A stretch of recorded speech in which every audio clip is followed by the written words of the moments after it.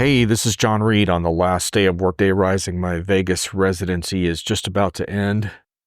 I've got a special guest treat for y'all today because it's not going to be the southern drawl of Brian Summer today. He's off parts unknown. I got Pete Tiliakos. How you doing? Yeah, good, sir. Really appreciate the opportunity to be here, man. I'm a big fan of the show. Well, it's cool because how you get on my podcast, in case listeners don't know, you just need to have some strong opinions and ask bothersome questions. Yeah. And I've seen you do that on a number of occasions. You have angles on the future of work. In fact, it says you're on your LinkedIn profile, it says you're a futurist. I usually don't get along with futurists, so this could be an interesting discussion. Yeah. But you also spent a lot of time drilling in on payroll specifically. And actually, for those who think that sounds boring, it's actually a really big friggin' deal. And companies and vendors really struggle with how to make sense of that, especially in the modern landscape that we're dealing with now, where you can't really afford to have these siloed legacy data centers. So you got a lot of work to do then. I mean, no, it's a good point. I appreciate you pointing that out. I'm a former practitioner turned consultant turned analyst, right? And I studied this market but have lived it, right? Walked a mile in the shoes of the leaders that are out there. And you're right. I just came off stage with one of the CHROs for one of the vendors out there, and we were talking about just all that the CHRO is facing right now. And certainly, with talent being not infinite anymore, right? Not necessarily right here in your back pocket. Companies are finding, or in your backyard, companies are finding themselves probably at a younger maturity stage in places that they didn't expect. And now they've got a global workforce, and that's a whole other game, right? When you're talking about that. So lot going on here.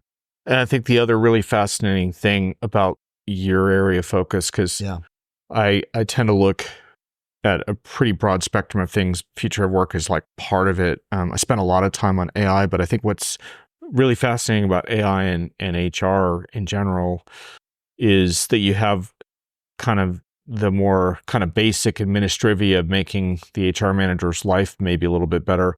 But then you have a lot of high stakes stuff around recruitment, talent, all this kind of stuff where you can get yourself in a lot of trouble with the EU AI pretty soon, or basically just screw stuff up in ways that are harmful to people. And so it really brings the issues to a head, I think, around like what kind of AI future are we going to have? Right. And so it's an interesting area that you have staked out for yourself. Yeah. I mean, you're right on all those things. I think there's a lot of curiosity for how AI can help us, but also that guarded nature of like, hey, this is our people, this is our data, this is, we could make a bad decision. We could, and I was just asking this, in that conversation with the CHRO is like, are these organizations able to digest all this fast enough and move quick enough and make these decisions quick enough? And I think that it's going to bring itself to a head here with AI really proliferating very quickly. Again, so much excitement, but also we need some cautious guardrails around it, right? I think it's also really interesting from a worker vantage point because you have this, I got into this a little bit with Workday, and actually my post on their finance course, I brought up this whole, I criticized, it's a great course, but I brought up a criticism around sort of a focus on productivity as a metric, which was a big topic of debate this week. And part of it is we think from a worker's perspective, like, I don't want to lose my job to this technology. So, these productivity metrics, it sounds so great to managers. Maybe to me, it just stresses me out that I'm kind of working harder. And I think that's what's so fascinating about all this sort of data exhaust that's required for these systems is this could either make my workplace better and my manager will listen to me and do stuff in a more humane way, or I feel like I'm surveilled in a whole new way. There you go. So it's just, I think you're in a fantastic place to kind of like help companies figure out how to navigate that, and vendors as well, right? In terms of like how to talk about this in a way that it feels empowering to people and doesn't feel like, this is a mechanistic technology that's going to come Big brother, right? Yeah. No, agreed. And you bring up a good point. I mean, I think there's, we hear a lot more now about the frontline worker, right? I feel like the last Rising, that was a big emphasis. It still is. But I think they brought out a lot of solutions to help with that. And I think you have to think about that from the perspective of there's a lot more HR happening on the front line by the manager. It's not HR coaching and counseling and, making sure people are, meeting the goals that they have for themselves, but for the company. So Yeah, it's almost like if you're a leader now and you have direct reports, you're in HR too. You know what I mean? In some ways, and you're the first line of defense for that engagement. So yeah, a lot to think about right now. So as you and I were sitting here, we've commandeered an empty room and hopefully won't be interrupted, which is always like the suspenseful part. But we're on sort of officially like day 2 of the full days, and we're just about to wrap. So this has given you an opportunity to kind of come in for a couple of days here. Yep. And, we've had some analyst sessions, and then you've also, I'm sure, gone to some general sessions and talked with customers. So tell a listener a little bit about like what was on your mind coming into the show in terms of some of the questions you wanted to get addressed. And then let's kind of look at how far we got with those in the last couple of days. Yeah, I think for me coming into this, I was really curious. Like, someone said to me this week, and I can't remember who it was. It wasn't an analyst, actually. They said, I feel like Workday's more focused than ever. And I was like, that's a great observation. I think we all kind of came away with some of that from the Innovation Summit back in the spring, right? That the group was, the leaders seemed more relaxed and aligned and knew where they were headed, knew who they were, knew where they were headed. So yeah, for me, it was coming in this time was, I think last year it was a lot of theory around this, but now this year we're seeing the agents, we're seeing the use cases, we're seeing the industry accelerators. A lot of emphasis has been put on that AI now to bring it to life and start actionabilizing that between HR and finance. So it's coming to life, right? And now it's up to the organizations to begin to digest and as you point out, like start thinking about how they can make that impact, for their unique use cases. And when you walk around, I think there's a tone of cautious optimism, like you say, like a lot of excitement for what AI can do, but also we got to be careful because what about our culture? What about our people's data? What about, and I think there's a lot of, when you listen to organizations that are out there deploying it, a lot of them have already deployed it on their front end with their partner, or with their product or their customer. Right. So they've failed fast and learned there. And now they're starting to say, hey, how can we make this a reality for our employees, right? Because they deserve the same experience as our customers, and we've learned. So yeah, I think there's a lot of folks that are excited about things, but again, as you point out, they have to take that cautious digestion of what is it going to mean for our culture, our organizations, that sort of thing. So yeah. And I know you've had a long dialogue with Workday around payroll, and one of the things about payroll that I like is a topic. Some people may say, oh, it's a little bit bland, but I think to me, what's fascinating about it is it puts you right in the nexus of localization, globalization, like good luck exporting your North America, your American payroll rules to any other, geography. And so a company like Workday that got a start in North America and then gets global, faces a lot of interesting challenges around the payroll aspect. And so how have you seen this evolving, and then where are we at now?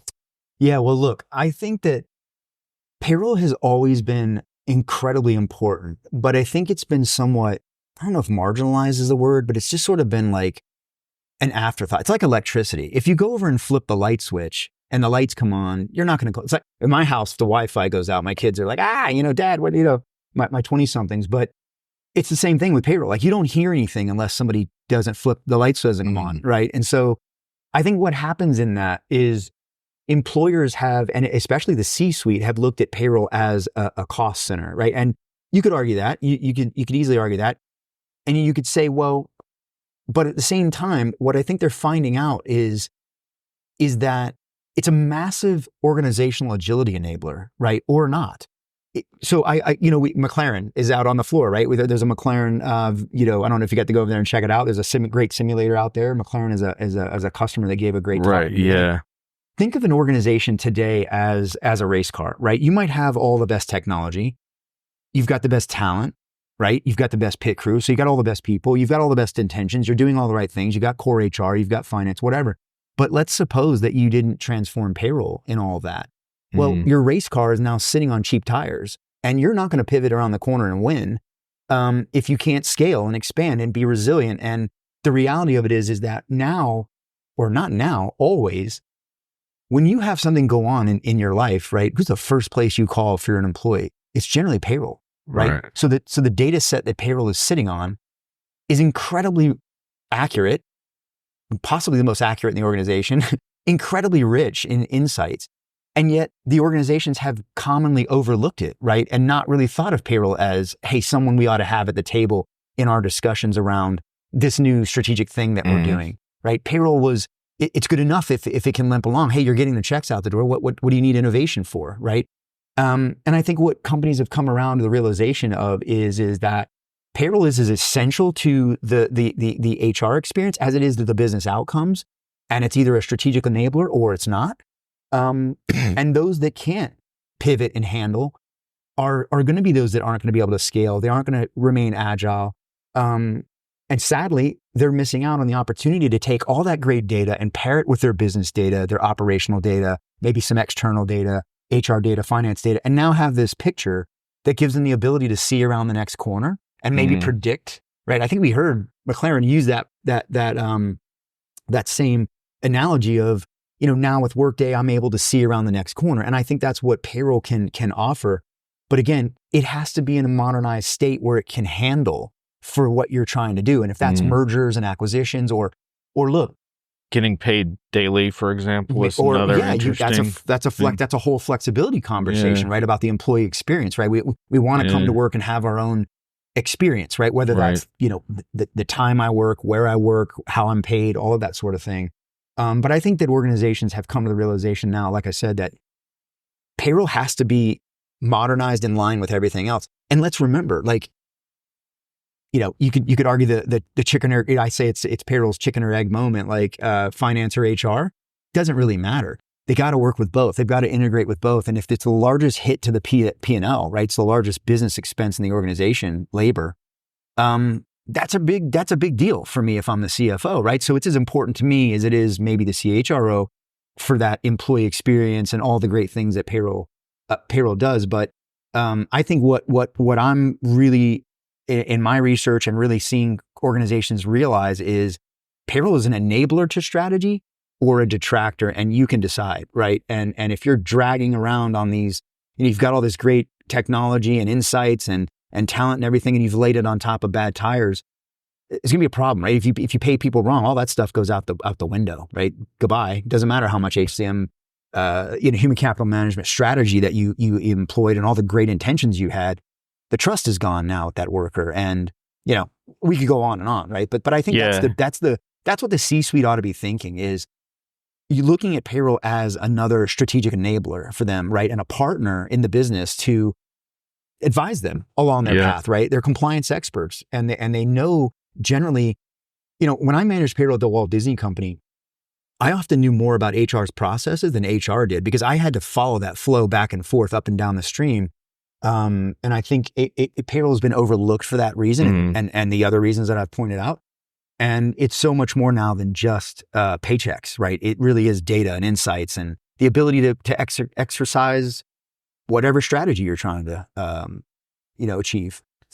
So I think what you just said kind of makes me think about, Workday when it was founded 20 years ago or so. There was a modern SaaS oriented approach at that time, but like any SaaS company, markets do change, right? And so Workday has to go through a modernization process also. And so I think about the payroll challenge under two sort of areas. One is modernization, which is kind of what you just described. Yep. If you get that done, then applying AI to that conversation really makes sense. Oh, yeah. If you don't have that done, then forget about having a really effective AI conversation. So there's that. But then there's also the globalization, localization conversation, which is a little bit different because you can't just go to an AI and say, please globalize my payroll for me. Right. So I think you got a little bit of clarity, you were saying, around some of that stuff you talked about before you and I started taping around the marketplace options and stuff. So what are you seeing? You said you see some progress there? Yeah, absolutely. So let's maybe go back and have maybe a little short history lesson, if you will. So do you remember this last year? We were on stage. They gave Workday always gives a kind of like a lifetime achievement sort of customer award, right? Like one of their longer standing, innovative customers. And they had, I think, their fourth or third customer on the stage last year. And do you remember Neil saying he was the gentleman who convinced me that we needed to have payroll in Workday? They didn't start out wanting to put payroll in there, right? They thought, let's leave it up to the payroll guys. And I think that that's a really interesting starting point where Workday was maybe pulled towards something that, is important, but maybe at the time it wasn't the emphasis that it has now, right? And so I think, you come along with that, and then of course, Workday got really out in front of a lot of the talent stuff, and they really went hard. Obviously, core HR at the beginning, and all the the operational stuff. But I think they went really hard on talent for a while and kind of neglected the blocking and tackling, if you will, right? That would need to set up those great home run moments over on the talent side. And I think what happened was COVID obviously thrust us into a world where remote work became incredibly important, right? Incredibly viable for what we were dealing with, and I think a peek into what the future was going to be. All right. And now I think you've got employers who are, right? Everyone is struggling for talent in every sector, in every space. Like there's so many drivers of that. Now you have to get talent wherever it is, and you've got to open up multiple channels of opportunity to attach yourself to that talent. And that could be contingent skills, that could be skills in some other location, that could be whatever. You go back to the productivity thing. It used to be you threw bodies at a situation and linearly you got more productivity. That's not the case, right? Now you need skills, the right skills at the right time. And so I think what you have is the convergence of this sort of globalized nature of talent, right? The globalized nature of business with all of the technology we have. But HR and payroll didn't necessarily keep up with that. So what was happening is everyone, you mentioned the deep localization. Look, you can have the payroll technology, you can have the engine, you can have all of that, but like you still often have to have boots on the ground to go and exercise and finalize those last mile things, the compliance that locally. So for example, I do some work with a vendor in Africa. And one of the things I noticed is in some places in Africa, you have to come down to the local office of the legislation or whatever, the local, government, and turn in your reports with wet ink. Like there's no fax, there's no API. Like, how do you do that? That's not technology, right? And someday we'll get there with those sort of things. But the point is, those localizations are compounded when you start to go. I mean, US is its own bear, right? With 16,000 plus entities here when you think of all our states and locals. But when you start going and taking that template of the US and trying to do payroll in other places, it doesn't fit because it's different and there's different local requirements. And you're right. That I think has created that's where the complexity and the difficulty in achieving, air quotes, a global payroll has been really, really hard. And the tech just wasn't there to help with that. And now I think we're getting there. So I'm not sure if that's, I might've given you that makes sense there, but I think in a roundabout way, Workday has caught up to that, and a little bit, they were catching up a little bit. I think they knew that. They've brought forward, more of their, a few more engines, right? We've got Ireland coming live, I think next year. We saw Australia come up. So they've got like 5 countries, the big countries they can handle, UK, Canada, US, but there was gaps in their ability to go and target multinational organizations. They had this great marketplace of partners, but there just wasn't a lot of clarity around it. And I think they've brought a lot of clarity around that now with the Global Payroll Connect and the Global Payroll Hub. And they've really said, look, we're going to focus on the experience and the data and the control point of global payroll, but we're going to leave all of that localization and orchestration and all the hard stuff to the experts. And that's our partners. And they've got a fantastic stalwart set of marquee partners.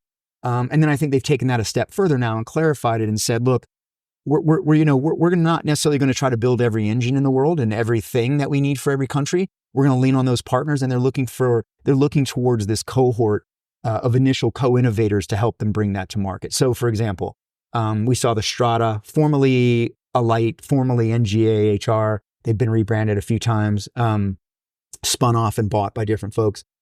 Now we've got an actual partner-enabled Workday payroll by Strata, right? That is going to give them that ability to bring them the engines and the capability and the managed services on the ground to handle those countries where Workday doesn't necessarily want to build a calc engine, but they do need to compete. So Germany, right? Or Belgium or Netherlands or any of these, kind of high volume areas where they need to go head to head with their peers. And in order to do that, payroll's got to be a part of that. And I think they're leaning on those partners and saying, let's let these experts come in here and complement. We'll focus on what we do best. You focus on what you do best, and let's meet in the middle for our customer. And I think that's what you've seen now with the Global Payroll Connect.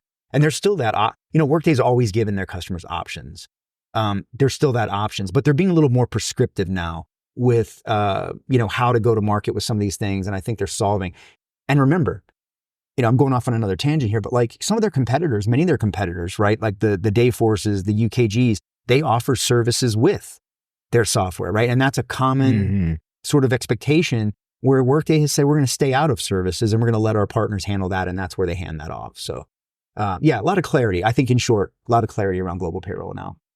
Yeah. I think one really interesting thing about Workday is that they tend to be very deliberate and then they kind of like push fast once they kind of get the basics in place. So it can make you kind of impatient for a while, and then you have to rethink your assumptions. And like one example of that was like about, I don't know, like maybe 5-7 years ago when people asked me about Workday, I said my biggest criticism of the platform is it feels too insular to me, because I'm very much like a believer in like that. Stop talking about vanilla SaaS and start talking about creating a platform where your partners can really push the envelope with industry solutions, let customers build add-ons and change from this whole like that. It's not just about custom on-premise shit versus like vanilla SaaS, like create a really different kind of platform. And finally they did with Extend. Yeah. And in fact, now I give them a hard time for not featuring it enough because so much cool stuff is happening. Like they'll mention casually, like, Target built 10 apps on Extend, which is kind of a big deal. But you hear these stories all the time. Like, I think I was just in a session where one of their health customers built this big vaccine app on Extend during the pandemic. They did it in a matter of a few days, but they're still using this kind of stuff. And so I think the same is kind of true for the parallels to payroll are right there, like, using a platform like that to engage their partners and saying like, they don't have to go to every country if they do this right. Right. Yeah. And it's just a different mentality. And so it's interesting because Workday does have a lot of kind of a deliberate play. You see that with their public cloud adoption, where I don't think I'm allowed to say the number yet because my buddy Holger Mueller is still getting I think that's NDA. But he's still getting permission. I told him once you tweet it, I'm going to share it. Yeah. But basically, they've like tripled their public cloud like adoption of running on Workday from a number of months ago. So it's like it goes from a start to an accelerant, and then the AI strategy is very, very similar, where like a lot of the sort of quote unquote features and new bots and stuff are still forthcoming as far as generative AI is concerned, but they've made a whole lot of progress on the architecture and the platform, which they announced under the Illuminate sort of banner this week. Yep. But like even since we met with them this spring, for example, I've noticed one of the stories I'm going to write about a little bit is they've dramatically downshifted their reliance on external large language models, even from 6 months ago, which is a pretty big deal in terms of just making it that much easier to like protect customer data at all times, because they don't really, from what I can tell from hearing from Shane Luke, who runs AI, they're not even really, the only times they're really using external models right now, from what he says, is not even for day-to-day Gen AI stuff for customers. It's for their own experiments is when they like using the external providers. So like this is a big change. And so the sophistication by which they talk about how they use, basically train smaller models out of larger ones and all of the things that they've done there. I've written about this the last couple of days on Diginomica if you want to check it out. But the point being like a lot of deliberate moves. Yeah. And then I think the next phase you'll see is a whole lot of, agents, apps, whatever, like, but that's always how they seem to roll, so you have to keep that in mind with them, where like you can get a little bit like they're moving slower, and then they tend to pick up speed, and they're like, we want to do this responsibly. And that's what they said about Extend too. The same thing they're saying about AI in a way is like, we wanted to do this responsibly. The same thing they said with Extend is like, we had a whole lot of things we wanted to make sure we got right about that, So I could criticize them for being a little slow on it, but the point is once they do it, then they start moving faster. So agreed. Yeah, I mean, I yeah. think Workday's, you're right, deliberate is a good word. I think they're very, I wouldn't say cautious, but they do want to get it right from the beginning. And I would say that I feel like Workday, because I do a lot of work with a lot of the global payroll providers, a lot of different firms in that space. And I've helped facilitate some conversations of getting some of those partnerships off the ground. I think Workday is really hitting a stride with its partners right now. And I think it's perfectly timed because let's face it, their partners are going to be the path. Like what you just said, they can't build it all, right? No one can build everything. They know what they're good at. They know what they're not. They know where they should place their bets on, ventures and other things to help them. But they're leaning on their partners. And I think, it's going to be so essential for their international growth and adoption. It's going to be essential for the sector, right? I was really excited to see some of those sector accelerators, industry accelerators, as they're calling them.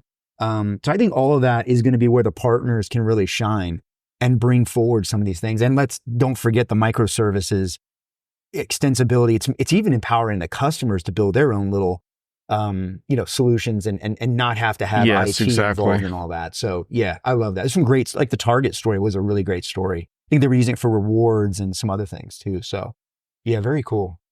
So did you have any moments the last couple of days that really stand out in terms of like debates or discussions, hot topics? Was there anything that like really grabbed you? I'll tell you what I'm really excited about. I'm really excited about Venly.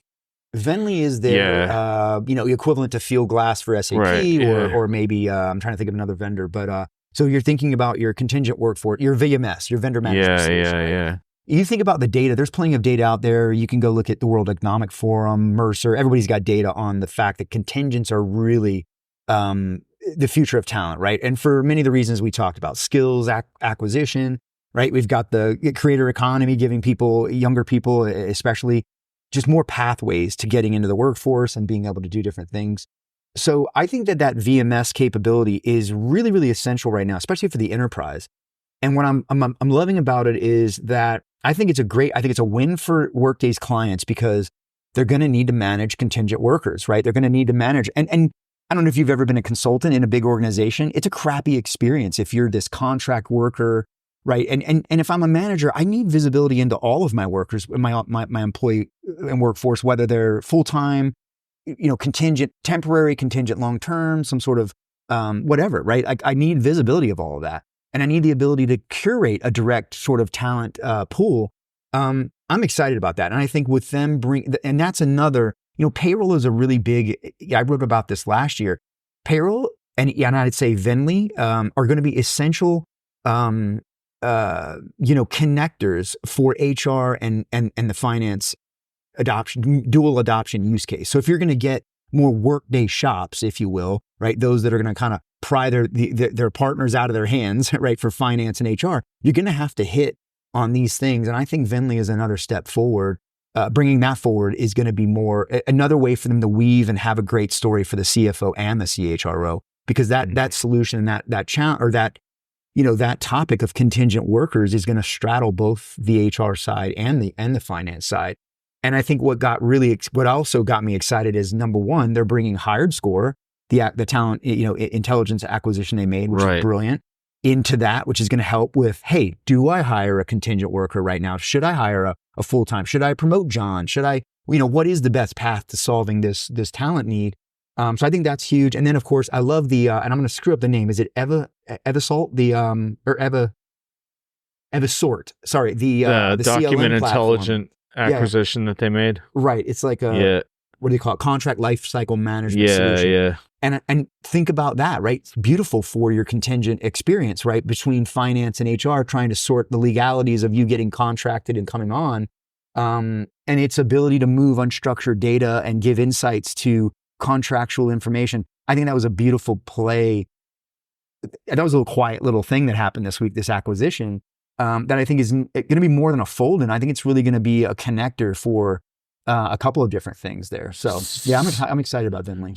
So yeah, I want to follow up with Venly in a sec real quick, but the acquisition was interesting because readers, you can check out my piece on Workday's financial course for machine learning and AI, which I also kind of tied into the evolution of the finance leader. And one thing that came up both in the sessions that I attended and also in a customer discussion with a chief accounting officer at DataStax was this whole notion of that so much of what they need for, you talk about like the kind of data that they're going to really apply with AI is in documents. And and what a pain in the ass, and it's the same is true for HR, right? But what a pain in the ass it has historically been to try to get the right information out of these documents. And so there's definitely, like, I think an excitement from people around what can be done there to speed that up and make that easier, because, you know, your AI is really only as smart as what you put into it. And so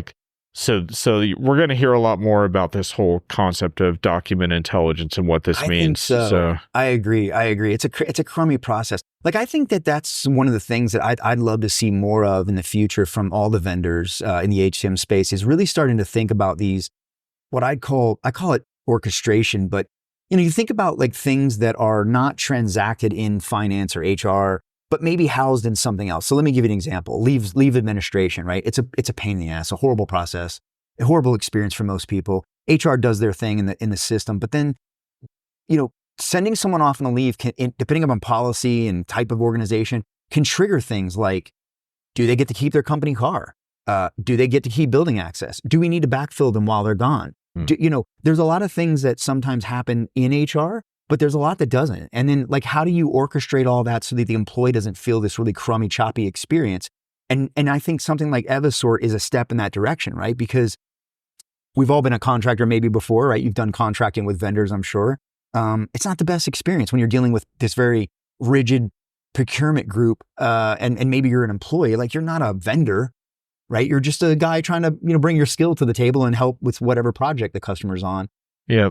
To treat you like a vendor, it's not a great experience. So just connecting the dots on things, I think, and making use cases that are touching one area of the business, but maybe belong somewhere else, and it's not in the HR system and it's not in the finance system. I think that's where we've got to get some orchestration between the two, and that's what I hope AI, you know, generative is going to do. And maybe in some ways, like, I think a good example might be the new announcement with Salesforce and Workday, right? Like, I think that's a technology where there's a lot of things going on that are not HR in the business that people are using Salesforce for. And there's going to be an opportunity for that integration and orchestration between the two to help bring that experience to another level. So I think Workday's thinking about it, certainly, and obviously starting to make strides that way.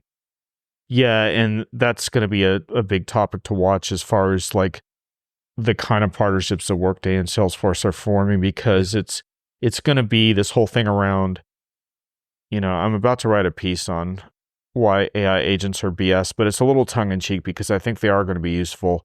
But one of the things is that when you tell an agent that you want it to complete some task, you don't want to hear that, well, I can't do that because some of that's in Salesforce and some of that's in Workday. Right. Yeah. It doesn't matter to me. Yeah. I don't want to hear that. I'm just trying to get to the end result. Yeah. So it's going to be really interesting to see how well these companies do with these kinds of agent to agent sort of interactions, and will this sort of solve some of the so-called headaches around integration that have been such a bugaboo. So that's going to be an interesting story to watch going forward. But they set the table there for high expectations, so we'll see if they can deliver on that. I wanted to ask you one more quick thing about Venly, because I did a piece on Venly a couple of years ago, and I haven't tracked them too closely, but I really did like their approach to the contingent workforce. And what I was kind of waiting to hear more on, and I've been told that it's been happening, is just more the integration. Because to me, like, it's not, I may be wrong, but I don't think about contingent workforce over here and like full-time employees over here. I think about the future work in a very like fluid kind of way.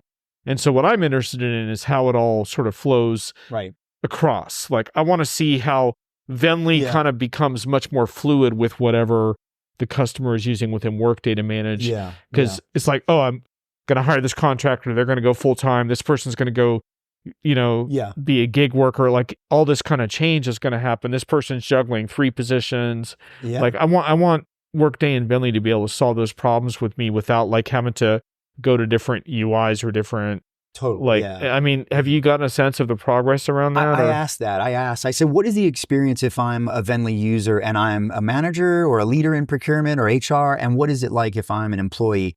And for the employee, it's largely the same as an employee they're using the app, they're using the same sort of functionality in the HCM, whereas your procurement and your HR and your back end are more using the Venly. But Venly is sort of the place where it's all being coordinated out of, right? So and I even found out there's a light time tracking or project kind of time tracking in Venly as well. So there are certain things that overlap a little bit, but largely the employee experience, if you will, is going to be delivered through the HCM.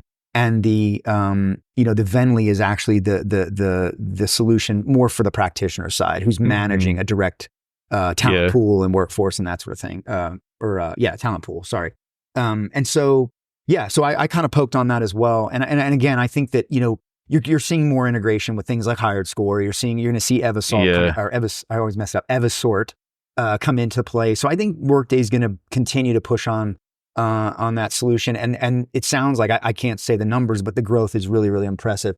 I talked to two customers. Let me give you an example, John. I talked to a customer earlier, 100,000 employees and another 30,000 contingent, right? There you go. Yeah. I had another one, 27,000, I think it was, employees, like 40,000 contingent. But that's not active at any one time. They're constantly turning around. Yeah. More, and if that balance keeps going up, I mean, Venly could become really a pivotal piece of tech. I mean, literally, I talked to one customer. They're all in on Workday. They have everything, and that's the one thing they were here with their eye on. And they were the 30% of their workforce being contingent. It's a really big deal for them.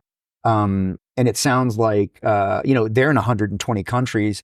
Venly is it sounds like mostly localized to most of the majors, and more are coming. So yeah, I think you're going to see that solution really. I keep an eye there. Something to watch. I mean, HR tech vendors hate it when I say things like this, but I feel like the workforce has changed a lot faster than they have, and it's going to be interesting to see if they can catch up with us, because our workforce has really changed. So. And to some extent, I think Workday and their peers have a responsibility to sort of define it, with this tech, right? Or at least give you the tools to let you define it as an employer, and maybe you should define it as an employer. That's probably up for debate, but I mean, I think just like in the same way that Apple is changing and kind of dictating the way the mobile experience it was, or whatever, or any of their peers, I think it's the same thing for the HCM providers, right? They need to be setting planting the flag and saying, this is the direction based on our thought leadership as experts in this space that we believe you ought to be heading, and then it's up to you to actionabilize that in your organization and turn that into an enabler for what we're trying to do. So I want to wrap in a couple minutes, but just for our listeners, in terms of my hot topics to answer my own question, a couple of the big ones were the productivity debate and why I don't think AI should be framed around productivity. And I kind of took a little bit of a criticism towards Workday around that and how it was framed in a particular course, but that's partially because they featured the work of a very optimistic person who's an expert, I will say, who's like, oh, Gen AI is going to increase productivity by 3% or whatever. And I was trying to point out that historically, 3% would be a huge thing that would surpass anything we've achieved with mobile phones or any kind of AI to date. So it would be a big deal if it happens. So anyway, I don't really like the productivity framing around AI. I think we need to talk more about making people's lives better, making their work better, and not feeling like bringing the hammer down and creating this mechanistic dystopian workforce of the future. So that's been a great discussion. And actually, Workday has some really, really good content on that. So I think Workday does a good job on those themes. I was just picking a couple times where I felt like they had framed it more in a way that I would not. So that was a really good discussion. I'm glad that Workday people were really open to having that discussion. And then today I asked during exec Q&A about a PR email I received about a company called Klarna, a fintech company that gotten a lot of press for itself because they're ripping out Workday and Salesforce and replacing with AI. I saw that. Which I think is a bunch of bunk. I said during the question to the Workday executive team that I would love to send a robot to future conferences too.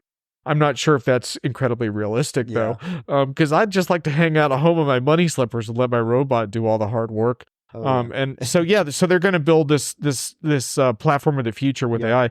I think that's a total overreach, but I will say this, it provokes a really fascinating conversation about the future of software and technology. And so I think the more interesting thing is not whether they can do it or not, because certain companies that have specialist technologists are going to be able to do some really interesting things that the average customer in like healthcare or retail won't have time or energy inclination to do.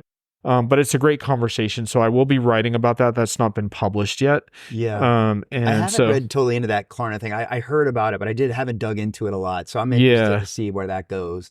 At the same time they did that, they're cutting a lot of questions. At the same time they did that, they're cutting 50% of their workforce. And so, like I said, I'm a little worried about like this sort of dystopian, like a handful of people inside of a walled garden somewhere have created this amazing, technology, but we don't actually have any humans around working anymore. So it is really interesting. And, but one of the things, that I think came up around that's fascinating too is, does your transactional system really become a commodity layer, which I think it does? It could, yeah. And so, what do the transactional vendors do about that? And of course, they're all trying to do something about that, and they have been for a while. This is not something new. They kind of got the writing on the wall quite some time ago, I think, when they realized that a lot of analytics and planning vendors have better relations with the C-suite based on their data than they did. So this is not something new, but it's a fascinating conversation, and that will be continued.